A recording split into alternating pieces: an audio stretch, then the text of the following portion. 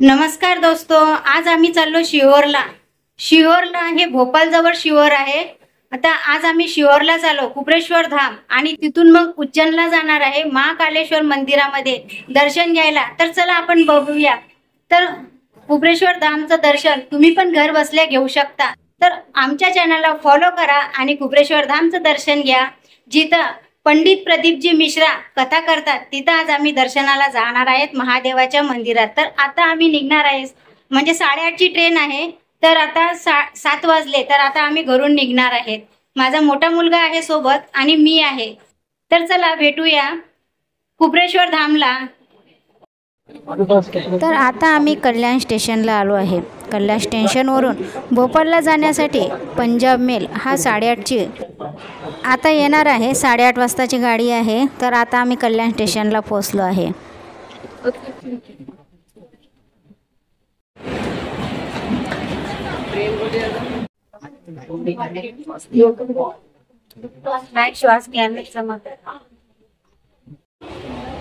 तर थोडा वेळ गाडी लेट झाली। आता आम्ही 9:10 गाडी कल्याण स्टेशनला आले। तर आता गाडी चालू झाली आहे। तर आता गाडी कल्याणवरून निघाली आहे।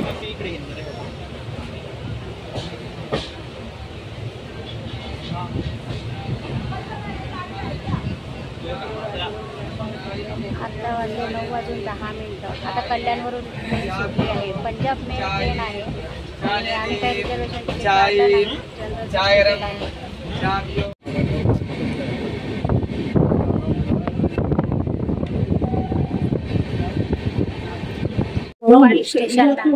पंजाब मेल मधून भोपाळ स्टेशनला उतरलो। आता शिहोरला चालणार।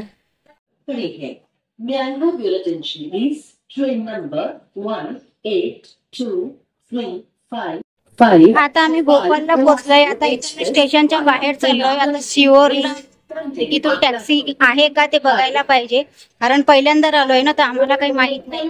आता बाहेर बघूया स्टेशनच्या टॅक्सी आहे की काय आहे ते। चला तर भेटूया टॅक्सी मध्ये। आता आम्ही टॅक्सीत बसलोय, म्हणजे ऑटो रिक्षा आहे। तर ऑटो रिक्षावाले 100 रुपये घेतात। म्हणजे ऑटो रिक्षावाले तुम्हाला बोलणार की 150 रुपये, पहिले तर 200 रुपये बोलतात तुम्हाला मंदिरापर्यंत सोडणार म्हणून, पण मग ते 100 रुपयापर्यंत येतात। पण आता 100 रुपये सवारी आहे की माहिती नाही, तर आता ते आमच्याकडचे 100 रुपये सवारी घेतात। तर आता आम्ही चाललोय शिहोरला। आता हे डायरेक्ट तुम्हाला मंदिराजवळ सोडणार आहेत। ट्रेन पण आहे, ट्रेन आहे 12:30ची। तुम्हाला 10:30ची ट्रेन येते, पण कन्फर्म बहुतेक ट्रेन पण आहे। पण ट्रेननं जर गेलं तर तुम्हाला उशीर होणार आणि तिथून शिहोरवरून परत तुम्हाला टॅक्सी पकडावी लागणार।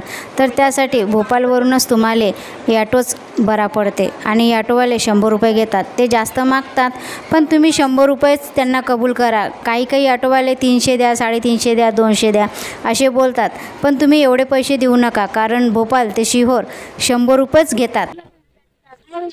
आमच्या सोबत बाकींच्या पण सवाऱ्या आहेत, ते आपण मंदिरातच चालले आहेत। ते डायरेक्ट मंदिरातच उतरून देत आहेत। तुम्ही जर ट्रेनने गेलात ना, तर तुम्हाला ट्रेनने शिहोरला उतरावं लागेल। तिथून बहुतेक ऑटो रिक्षा परत ट्रेनने गेलात तर, आणि जर तुम्ही भोपाळवरून डायरेक्ट ऑटोने गेलात तर तुम्हाला डायरेक्ट मंदिराजवळ उतरणार।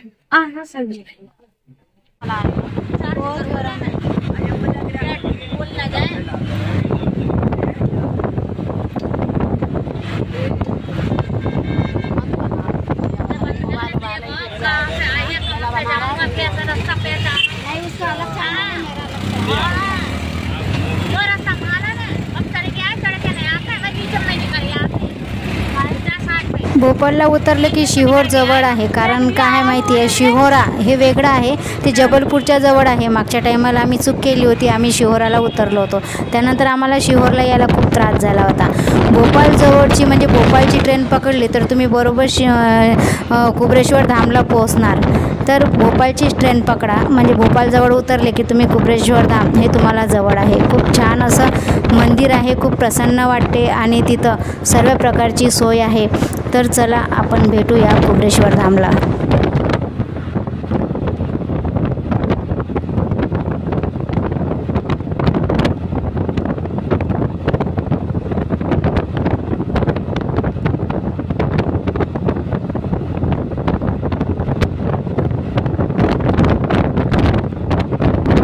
तुम्ही भोपाळवरून टॅक्सी पकडली तर कुबरेश्वर धामला जायला कमीत कमी 1.5 तास ते 2 तास लागतात. आता आम्ही मध्येच नाश्ता करायला थांबलो आहे, चहा घ्यायला. तर मध्ये हॉटेल लागतात, तर हॉटेलवरती रिक्षावाले थोडा वेळ थांबवतात 10 मिनटं चाय पिण्यासाठी. तर आता आम्ही चाय पिण्यासाठी थांबलो आहे. ज्याला पाणी पाहिजे तो पाणी पिते, ज्याने नाही चाय नाश्ता करायचा आहे तो चाय नाश्ता करते, कारण 1.5 ते 2 तास लागणार होते कुबरेश्वर धामला जायला. आणि ऊन पण एवढं आहे ना, खूप ऊन आहे, त्यामुळे उन्हाने पण खूप त्रास होत आहे. तर चहा घेण्यासाठी आता आम्ही थांबलो आहे. तर चाय पिल्यानंतर लगेच निघणार आहे. चला आता चाय पिऊया, या सगळे चाय प्यायला. हा मोठा मुलगा आणि मी, आम्ही दोघं मायले का.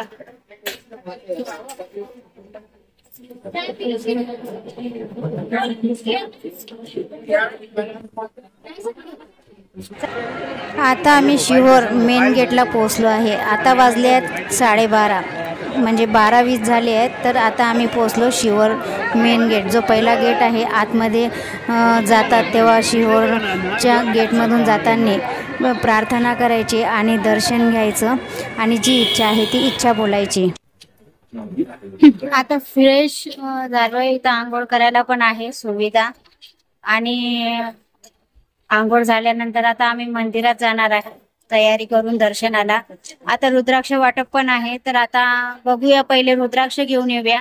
आणि खूप ऊन आहे ना, त्याच्यानं मग थोडंसं ऊन कमी झाल्यानंतर मग जाऊया दर्शनाला. चला आता आम्ही चाललो रुद्राक्षच्या लाईन मध्ये. रुद्राक्ष भेटतात इथं, रुद्राक्ष घेऊया. इथलं रुद्राक्ष खूप, म्हणजे आजारी व्यक्ती असला तर रुद्राक्ष पाण्यामध्ये भिजू घालून रात्रीचं सकाळी उठल्यानंतर महादेवाला अर्पण करा, नंतर ते जल प्या, एक बेलपत्र खा. कुठला पण आजार असला तरीही आराम पडतो, आजार दूर होतो.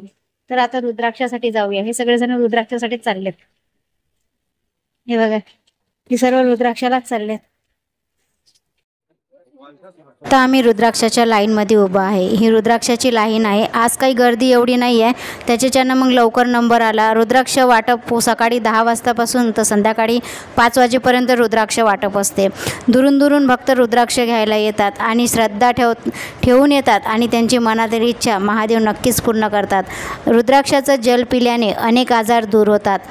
तर आता आम्ही रुद्राक्ष घेणार आहे. रुद्राक्ष घ्यायला आलो आहे, तर रुद्राक्ष घेऊया. चला. हे आहे कुबरेश्वर धाम पंडाल, जिथं प्रदीपजी मिश्रा कथा करतात. तिथं महादेवाची मूर्ती ठेवलेली आहे. तुम्ही नारळ, तुम्हाला बाजूलाच लाल कपड्यांमध्ये बांधून एक नारळ देणार, त्याच्यामध्ये एका पाकिटात 1 रुपया आणि अक्षदा राहणार, पिवळ्या अक्षदा, आणि ते तुम्हाला 30 रुपयामध्ये मिळणार. ते तुम्हाला महादेवाच्या जवळ ते जिथं बसले आहेत ना, ते सांगतात की महादेवाला स्पर्श करतात, आणि नंतर मग तुमच्याकडे सांगतात की हे तिजोरीत ठेवा, यांनी घरामध्ये बरकत राहते. मी पण एक घेऊन आली आहे तिजोरीत ठेवण्यासाठी. या ठिकाणी महादेवाची ज्योतिर्लिंग आहे. तर कंकरला शंकर समजून आपली इच्छा, मनातली इच्छा बोलून पूजा करतात, आणि तोच कंकर आपल्या घरी आणतात आणि देवघरामध्ये ठेवून त्यांची रोज पूजा करतात. आपली इच्छा पूर्ण होण्यासाठी पूजा करतात. तर आता आम्ही आलो आहे बाहेर. काही पूजेचं सामान घ्यायचं होतं, तर हे तुम्हाला इथं सर्व प्रकारचे पूजेचं साहित्य आणि ज्योतिर्लिंग, तुम्हाला जे काही म्हणजे आपल्याला पाहिजे ते सर्व काही इथं मिळतं. काही बांगड्या विकायला आहेत, काही ज्योतिर्लिंग विकायला आहेत, पुस्तकं, रुद्राक्ष, चंदन, सर्व काही तुम्हाला इथं मिळतं. म्हणजे बाहेरच दुकानं लावलेली आहेत.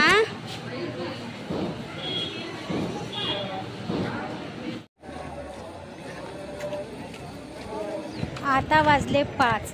आता ऊन कमी झालं. आता आम्ही पूजेचं सामान आणलं आहे बघा. आता पूजा करायला चालली. सकाळी पूजा केली होती पण खूप ऊन होतं ना, त्याच्यामुळे म्हटलं चला संध्याकाळी आरामाने पूजा करूया. इथं महादेवाची पूजा केली जाते आणि महादेवाला जल, फुलं अर्पण, म्हणजे सगळे भक्त येऊन या ठिकाणी पूजा करतात. संध्याकाळची 6ची आरती, म्हणजे खूप सुंदर अशी आरती होते संध्याकाळी 6:30 वाजता, की असं वाटते की साक्षात भगवान महादेवासोबत आपण बोलत आहे आणि आपल्या मनातील दुःख सांगत आहेत.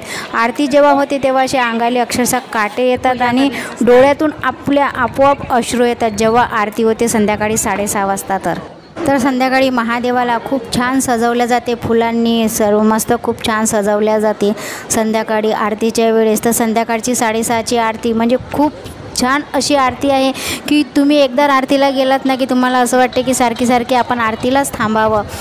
खूप इच्छा होते आरतीला थांबण्याची संध्याकाळच्या. प्रभू श्रीराम, माता सीता आणि लक्ष्मण भाऊ आणि हे बघा भगवान विष्णूंची मूर्ती, श्री शिवाय नमस्तुभ्यम लिहिलेलं आहे त्याच्यावरती. इथं सर्व हा मोठा हॉल आहे, इथं सर्व राहतात. त्याच्या बाजूला स्नानगृह आहे, म्हणजे आंघोळ वगैरे करायची असली तर त्याच्यासाठी आहे. इकडे गौशाला आहे, तर चला बघूया गौशाला पण. तर ही आहे गौशाला. इथं हिरवा चारा तुम्हाला 20 रुपयामध्ये भेटते आणि गौमाताला सर्व भक्त आल्यानंतर इथं हिरवा चारा खाऊ घालतात. तर या गौशालेमध्ये खूप अशा गायी आहेत आणि सर्व भक्त येऊन आणि गौमाताची सेवा करतात, हिरवा चारा खाऊ घालतात. हिरवा चारा खाऊ घातल्याने असं म्हणतात की आपल्या कुंडलीमधील काही दोष असतात ते नष्ट होतात. तसेच तुम्ही हिरवा पालकसुद्धा गौमाताला खाऊ घालू शकता. आणि गूळ पोळी गौमाताला खाऊ घातल्याने आपले ग्रहदोष शांत होतात, कामधंद्यात येणारे अडथळे दूर होतात.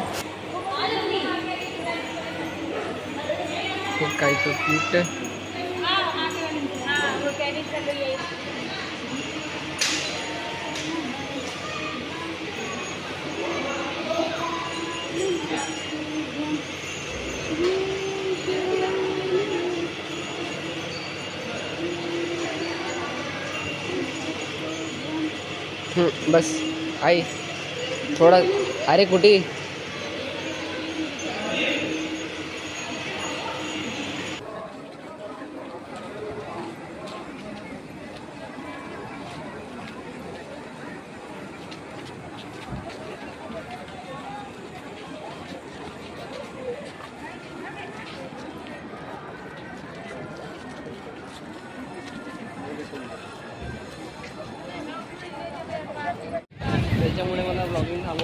आता संध्याकाळची आरती होणार आहे, तर आरतीचा टाईम झाला आहे. तर आरती मी रेकॉर्ड केली पण पूर्ण आरती रेकॉर्डिंग झाली नाही, त्याबद्दल क्षमा मागते. आणि मी परत कधी जाणार तर तुम्हाला पूर्ण आरती आपल्या व्हिडिओवरती बघायला मिळणार. तर कृपया जेवढी आरती आहे प्लीज तेवढी समजून घ्या.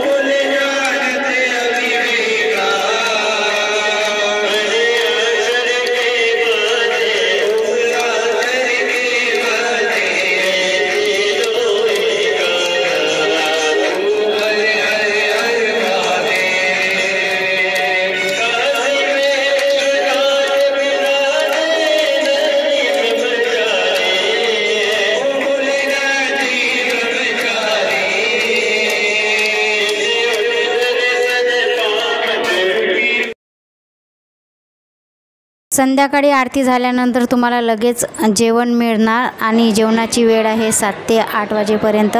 जेवणामध्ये खिचडी आहे आणि पोटभर जेवण आहे. तुम्हाला कुठलाही इथं 1 रुपया देण्याची गरज नाही. राहण्याची सर्व सोय आहे, झोपायला गाद्या आहेत. म्हणजे तुम्हाला कुठल्याही प्रकारचा इथं त्रास होणार नाही आणि तुम्हाला कुठेही एक्स्ट्रा पैसे द्यावे लागणार नाही. आता झालं शिवोरचं दर्शन.